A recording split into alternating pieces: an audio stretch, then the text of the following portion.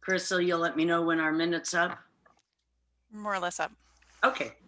And thank you. Our third speaker for the day is Tim Lewis. He is, with everything being moved to online Zoom calls or video chats, the amount of time we're spending in online meetings has never been higher.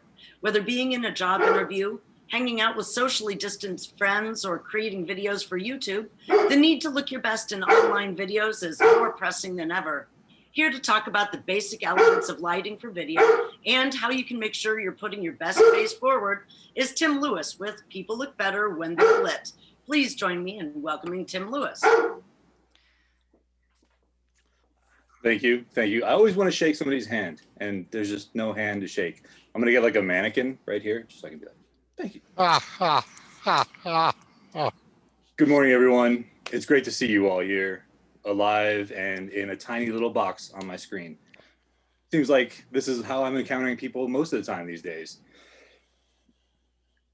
And as I'm spending more and more time on Zoom or Google Duo or FaceTime or whatever app I'm using, I feel like I see a lot of people that are making some simple mistakes with the lighting in their room that can be easily fixed. And as a portrait photographer, I feel it's my duty to come and tell you how to help yourself, to empower you to be the most lit person you can be today with video. So, talking about light positioning and why it matters. With video, cameras aren't great.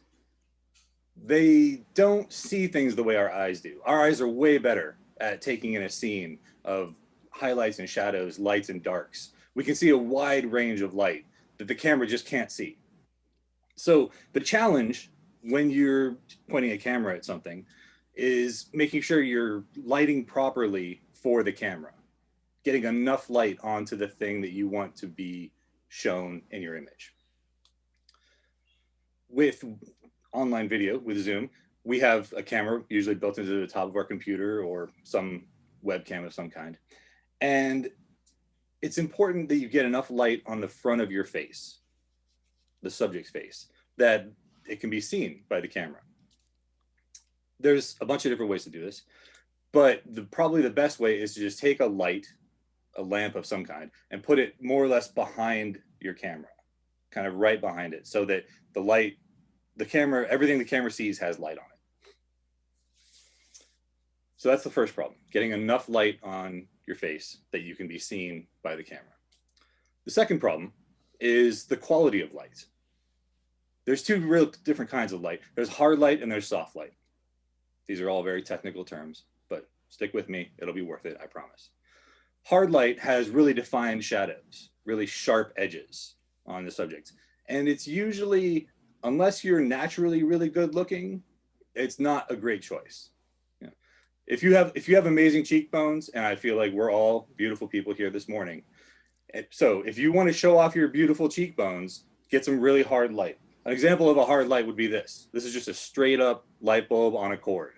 It is extremely sharp and bright, and no matter where you put it, there's going to be like a strong shadow being cast. So if you want to define your jawline or something, use something like this. Now, for me, yeah, I kind of want to be more pleasant with my light. I want a gentler light. You know, I need, my skin is textured, we'll say, weathered. You know, it's dignified. We'll go with dignified. So I need a nice soft light to sort of minimize the texture and to sort of smooth things out. Now, there's a bunch of different ways to create a soft light, but the big idea is you want a large light source. What I'm doing here today is I have a light. I'm in a room with white walls. These are white if you're actually here. And I just have a light pointed at that wall right there. There's a wall about 4 feet away from me. And so it's going into the wall and then the light's coming back from all around the camera, which is why there's sort of even-ish light. You can kind of tell there's like a highlight over here and a bit of a shadow on this side on my face. And that's a very easy way to create a nice soft wrapping light. And that's how I do it. I have a dimmer on it. My light's right here. My light's now, you can see it, very fancy. And it just kind of bounces into the wall and then bounces right back. There's a really easy photography trick if you ever see a photographer with a flash on top of their camera, but it's not pointed forward, it's just pointed up or to the side, that is what they're doing. They're trying to bounce the light off of a big light source. Mm. Very smooth, even, beautiful light. So that's what I'm trying to do here. And that's what I would encourage most people to do. Now, there are other ways to do this. And I'm going to give you 3 practical solutions for creating very flattering light anywhere, almost anywhere.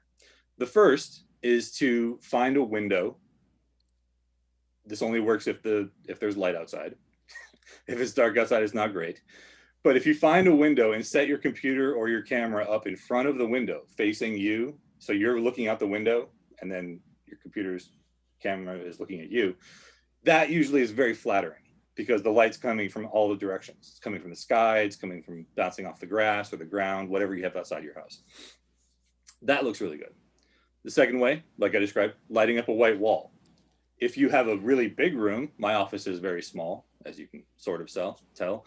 But if you have a really big room, you can even get like a big piece of poster board or a white sheet works really well. If you just have a white sheet or like a shower curtain that happens to be white. You want to be careful with colored light, with colored surfaces, because they'll reflect that color.